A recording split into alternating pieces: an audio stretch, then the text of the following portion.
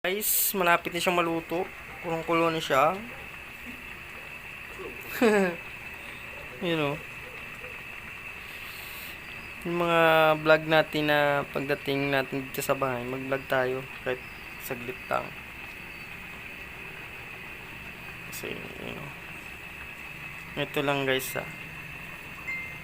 magluto kayo, mga ganyan, paksyo, bangos. Ampalaya at saka sili, green at saka pula. So, mayroon din luya, sibuyas. Tsaka mayroon paminta. Kaya malapit na. Bango.